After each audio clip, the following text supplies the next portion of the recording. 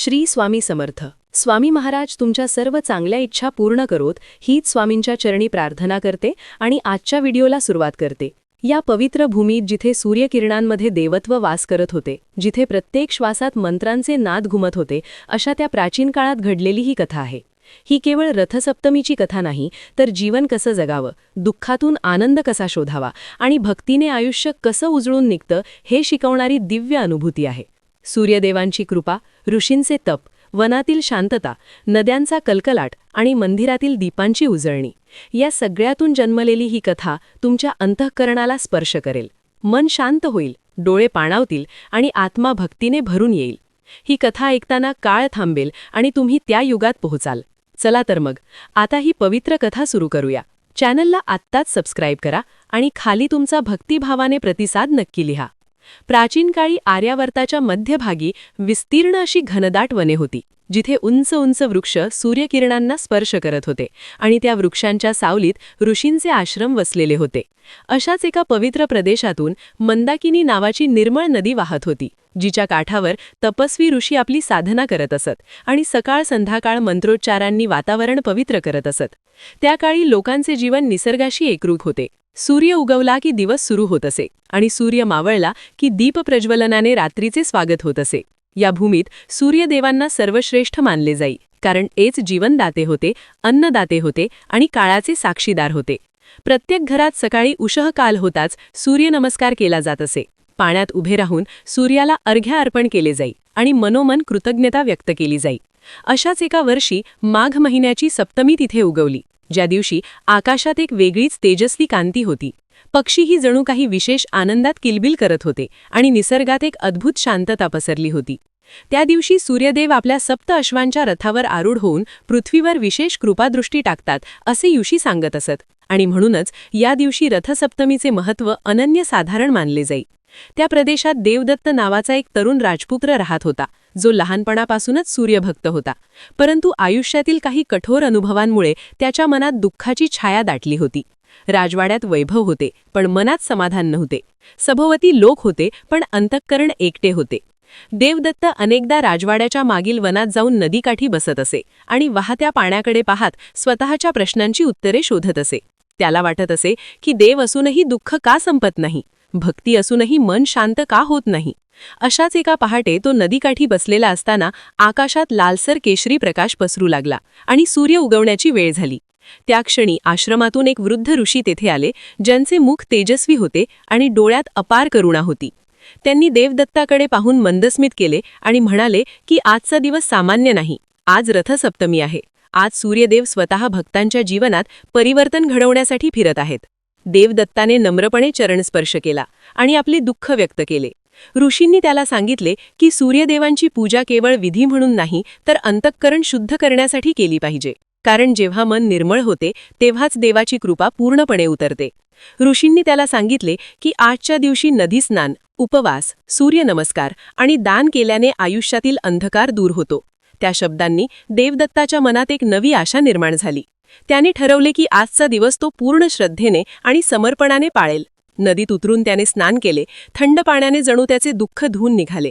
त्याने सूर्याला अर्घ्य दिले, मंत्र म्हटले आणि पहिल्यांदाच त्याचे डोळे आनंद अश्रूंनी भरून आले. त्या क्षणी त्याला जाणवले की देव नेहमीच जवळ होते, फक्त त्याचे मन बंद होते. रथसप्तमीच्या त्या पवित्र सकाळी निसर्ग, देव आणि मानव यांच्यातील नाते पुन्हा एकदा दृढ झाले. देवदत्ताच्या जीवनात परिवर्तनाची पहिली किरणे उमटली. रथसप्तमीच्या त्या पवित्र सकाळीनंतर देवदत्ताच्या मनात एक वेगळीच स्थिरता उतरली होती.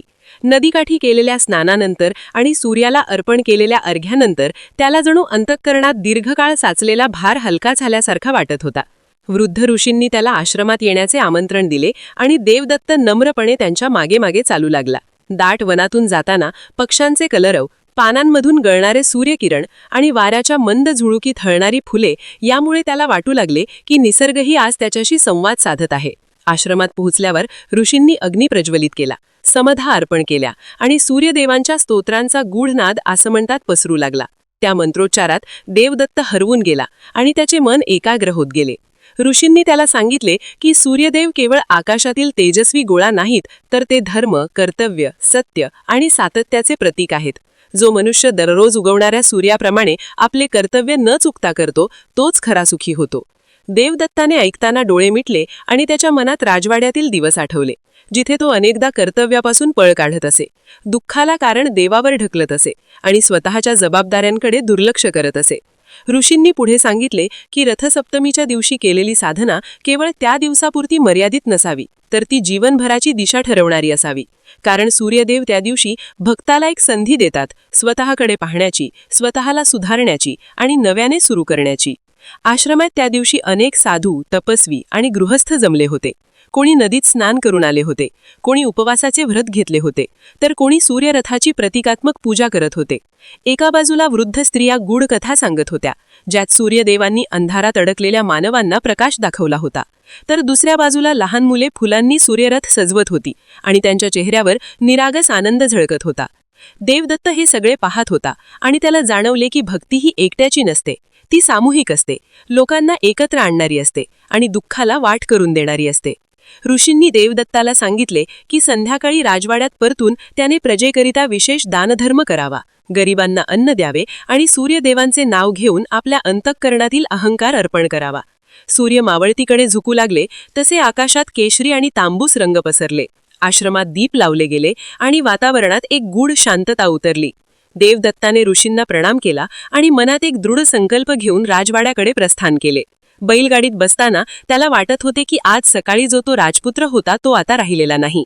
त्याच्या मनात एक नवा प्रकाश जागा झाला आहे. राजवाड्यात पोहोचताच त्याने दानशाळा उघडण्याची आज्ञा दिली. अन्न तयार झाले, रोग गोळा झाले आणि देवदत्त स्वतः हाताने अन्न वाढू लागला. गरिबांच्या डोळ्यात दिसणाऱ्या समाधानाचा भाव पाहून त्याच्या डोळ्यात पुन्हा एकदा अश्रू आले, पण यावेळी ते दुःखाचे नव्हते, ते कृतज्ञतेचे होते. त्या रात्री राजवाड्याच्या गच्चीवर उभा राहून त्याने आकाशाकडे पाहिले. तारे लुकलुकत होते आणि चंद्रप्रकाशातही त्याला सूर्यदेवांची उपस्थिती जाणवत होती. त्याने मनोमन प्रार्थना केली की हे सूर्यदेवा, मला दररोज तुमच्यासारखा नियमित, तेजस्वी आणि कर्तव्यनिष्ठ बनवा. त्या क्षणी त्याला जाणवले की आयुष्य आनंदी होण्यासाठी बाह्य गोष्टी बदलण्यापेक्षा अंतःकरण बदलणे अधिक आवश्यक असते आणि रथसप्तमीची खरी देणगी हीच आहे. त्या रात्री देवदत्ताला गाढ झोप लागली आणि त्या झोपेत त्याला एक विलक्षण स्वप्न पडले. जणू तो राजवाड्यात नसून एका अनोळखी पण अतिशय पवित्र स्थानी उभा आहे. चारही बाजूंनी सुवर्ण प्रकाश पसरलेला आहे आणि त्या प्रकाशातून सप्त अश्वांचा दिव्य रथ हळूहळू पुढे येत आहे. रथावर तेजस्वी किरणांनी वेढलेले सूर्यदेव विराजमान होते. त्यांच्या मुखावर करुणा होती आणि नेत्रांत अनंत विश्व सामावलेले होते. देवदत्त भयभीत झाला नाही, उलट त्याचे मन शांत झाले आणि तो आपोआपच भूमीवर लोटांगण घालू लागला. सूर्यदेवांनी देवदत्ताकडे पाहून सांगितले की भक्ती म्हणजे मागणे नव्हे तर स्वीकारणे आहे. जी मिळाले आहे त्यात समाधान शोधणे आणि जे दिले आहे ते कर्तव्याने पार पाडणे हेच खरे तप आहे. देवदत्ताने अश्रूंनी भरलेल्या डोळ्यांनी विचारले की मग दुःख काय येते, संकटे काय येतात? त्यावर सूर्यदेव हसले आणि म्हणाले की जसे आकाशात ढग येतात आणि जातात तसेच जीवनात दुःख येते आणि निघून जाते, पण जो मनुष्य ढगांपलीकडील सूर्याला विसरतो तो कधीच अंधारात हरवत नाही. त्या दिव्य वाणीने देवदत्ताचे अंतःकरण हलले आणि त्याला जाणवले की तो आजवर केवळ परिणाम पाहत होता, कारणांकडे दुर्लक्ष करत होता. स्वप्नातच सूर्यदेवांनी त्याला एका प्राचीन मंदिरात नेले, जिथे दगडात कोरलेली सूर्यदेवांची मूर्ती होती. समोर अखंड दीप जळत होता आणि भोवती वेदपाठी ऋषी मंत्रोच्चार करत होते. सूर्यदेवांनी सांगितले की या मंदिरात येणारा प्रत्येक भक्त आपल्या कर्मांचा आरसा पाहतो. जो प्रामाणिक असतो त्याला शांती मिळते आणि जो दांभिक असतो त्याला अस्वस्थता. देवदत्ताने त्या मूर्तीसमोर उभे राहून स्वतःच्या आयुष्याचा विचार केला. बालपणापासून आत्तापर्यंतचे क्षण डोळ्यांसमोर उभे राहिले. चुकलेले निर्णय, न बोललेली सत्य, दुर्लक्षित कर्तव्य आणि अनावश्यक अभिमान याची जाणीव होत गेली. सूर्यदेवांनी त्याला सांगितले की रथसप्तमीच्या दिवशी केलेली साधना केवळ त्या दिवसापुरती मर्यादित नसावी, तर ती जीवनभराची दिशा ठरवणारी असावी. कारण सूर्यदेव त्या दिवशी भक्ताला एक संधी देतात, स्वतःकडे पाहण्याची, स्वतःला सुधारण्याची आणि नव्याने सुरू करण्याची. तेव्हाच आश्रमातील शंखनादाचा आवाज आला आणि देवदत्ताची झोप उडाली. पहाट झाली होती आणि पूर्वेकडील आकाश पुन्हा एकदा लालसर होत होते. तो उठून बसला आणि स्वप्न अजूनही मनात जिवंत होते. त्याला वाटले की हे केवळ स्वप्न नव्हते तर एक संदेश होता. त्याने स्नान केले, स्वच्छ वस्त्र परिधान केली आणि राजवाड्यातील मंदिरात जाऊन सूर्यदेवांच्या मूर्तीसमोर ध्यानात बसला. आज ध्यान करताना त्याला मन एकाग्र ठेवणे सोपे वाटत होते. विचारांचा कोलाहल थांबला होता आणि श्वासोच्छ्वासात एक लय निर्माण झाली होती. ध्यान संपल्यावर त्याने निर्णय घेतला की तो केवळ राजपुत्र म्हणून नव्हे तर एक सेवक म्हणून राज्य करेल. त्या दिवशी सभेत बसताना त्याने पहिल्यांदाच प्रजेच्या तक्रारी शांतपणे ऐकल्या. न्याय देताना कठोरपणा कमी आणि करुणा अधिक होती. वृद्ध शेतकऱ्याच्या डोळ्यात पाणी आले, एका विधवेच्या चेहऱ्यावर समाधान दिसले आणि देवदत्ताच्या मनात एक वेगळाच आनंद निर्माण झाला. त्याला जाणवले की अधिकारात असताना सेवा करता येणे हीच खरी शक्ती आहे. संध्याकाळी तो पुन्हा एकदा नवी गाठी गेला. सूर्य मावळत होता आणि पाण्यावर सोनेरी प्रतिबिंब पडले होते. त्याने हात जोडून सूर्याला नमस्कार केला आणि मनोमन सांगितले की आज मला जीवनाचा खरा अर्थ समजायला सुरुवात झालीय. त्या क्षणी त्याला जाणवले की रथसप्तमीने त्याला केवळ धार्मिक विधी शिकवले नाहीत, तर माणूस म्हणून घडवण्याची प्रक्रिया सुरू केलीय आणि ही प्रक्रिया आयुष्यभर चालणारी आहे. रथसप्तमीचा तो दिवस संपल्यानंतरही देवदत्ताच्या जीवनातील बदल थांबले नाहीत. उलट प्रत्येक उगवत्या सूर्याबरोबर त्याच्या मनातील प्रकाश अधिक गडद होत गेला. काही दिवसांनी राजवाड्याच्या सभागृहात मोठी सभा बोलावण्यात आली. दूरदूरच्या गावांतील प्रमुख, ऋषी, वैद्य, शिल्पकार आणि सामान्य प्रजाजनही उपस्थित होते. कारण देवदत्ताने ठरवले होते की आता निर्णय एकट्याने नाही, तर सर्वांच्या साक्षीने घ्यायचे. सभागृहात प्रवेश करताना त्याने सूर्यदेवांच्या दिशेकडे पाहून मनोमन नमस्कार केला आणि सिंहासनावर बसण्याऐवजी तो सभेच्या मध्यभागी साध्या आसनावर बसला. हे पाहून सगळ्यांना आश्चर्य वाटले. देवदत्ताने शांत स्वरात सांगितले की राजा म्हणजे सर्वांचा मालक नसून सर्वांचा रक्षक असतो आणि रक्षणासाठी प्रथम ऐकणे आवश्यक असते. त्या दिवशी पहिल्यांदाच सभेत भीती नव्हती. लोक मोकळेपणाने बोलत होते, आपली दुःखे मांडत होते आणि देवदत्त प्रत्येक शब्द लक्षपूर्वक ऐकत होता. एका गावातील वेदी आटल्याची व्यथा सांगण्यात आली, तर दुसऱ्या गावातील मंदिर जीर्ण झाल्याची चिंता व्यक्त झाली. कोणी वनातील प्राण्यांमुळे होणाऱ्या नुकसानीबद्दल बोलले, तर कोणी आश्रमाला अन्नधान्याची गरज असल्याचे सांगितले. देवदत्ताने प्रत्येक गोष्टीची नोंद घेतली आणि लगेचच उपाययोजना जाहीर केल्या. नदीसाठी जलसंधारण, मंदिरासाठी शिल्पकार, वनासाठी नियम आणि आश्रमासाठी धान्य. हे निर्णय घेताना त्याच्या चेहऱ्यावर अहंकार नव्हता, तर सेवाभाव होता. सभेच्या शेवटी वृद्ध ऋषी उभे राहिले आणि म्हणाले की सूर्यदेवांनी आज या राज्याला खरा वारस दिला आहे, कारण ज्याच्या मनात प्रकाश आहे तोच इतरांना प्रकाश देऊ शकतो. त्या शब्दांनी देवदत्ताचे डोळे पाणावले, कारण त्याला जाणवले की ही प्रशंसा त्याच्या पदासाठी नव्हे, तर परिवर्तनासाठी आहे. त्या रात्री राजवाड्यात मोठा दीपोत्सव झाला. प्रत्येक अंगणात दीप लावले गेले. मंदिरात विशेष पूजा झाली आणि प्रजाजन आनंदाने एकमेकांना अन्न वाटू लागले. देवदत्त मात्र गच्चीवर उभा राहून हे सगळे शांतपणे पाहत होता. त्याला वाटत होते की हा आनंद बाहेरचा नाही, तर आतून येणारा आहे. दुसऱ्या दिवशी पहाटेच तो बैलगाडीत बसून जंगलाकडे निघाला, कारण त्याला ऋषींनी सांगितले होते की खरा राजा केवळ सिंहासनावर नाही, तर भूमीवर चालताना घडतो. वनात प्रवेश करताच त्याने पाहिले की काही शिकारी नियम मोडून प्राण्यांना त्रास देत आहेत. देवदत्ताने त्यांना थांबवले, समजावले आणि वनसंरक्षणाचे महत्त्व पटवून दिले. त्याच्या शांत पण ठाम वाणीने ते शिकारीही लाजले आणि त्यांनी आपली चूक मान्य केली. पुढे जाताना त्याला एक लहान आश्रम दिसला, जिथे एक तरुण ऋषी तप करत होता. देवदत्ताने त्याच्याशी संवाद साधला आणि त्याला आवश्यक वस्तू देण्याचे वचन दिले. त्या तरुण ऋषीने देवदत्ताला आशीर्वाद दिला आणि सांगितले की जो राजा तपस्व्यांचे रक्षण करतो, त्याचे राज्य आपोआप सुरक्षित राहते. संध्याकाळी नदीकाठी पोहोचल्यावर देवदत्ताने पाहिले की काही स्त्रिया पाण्यासाठी दूरवरून येत आहेत. त्याने लगेचच तिथे घाट बांधण्याची आज्ञा दिली आणि त्याच्या मनात विचार आला की सेवा ही मोठ्या गोष्टींमध्ये नसून छोट्या सोयींमध्ये असते. सूर्य मावळताना त्याने पुन्हा एकदा अर्घ्य दिले आणि मनोमन म्हणाला की आज मला समजले की रथसप्तमीचा संदेश एका दिवसापुरता नसून प्रत्येक दिवसासाठी आहे. त्या क्षणी त्याला जाणवले की आयुष्य आनंदी होण्यासाठी मोठे यज्ञ किंवा कठोर तप आवश्यक नसते, तर सातत्याने केलेली छोटी चांगली कर्मेच खरा उत्सव असतात आणि सूर्यदेव त्या प्रत्येक कर्माचा साक्षीदार असतात. रथसप्तमीच्या दिवसानंतर काही आठवडे उलटले तरी देवदत्ताच्या अंतःकरणातील परिवर्तन अधिकच गहिरे होत चालले होते.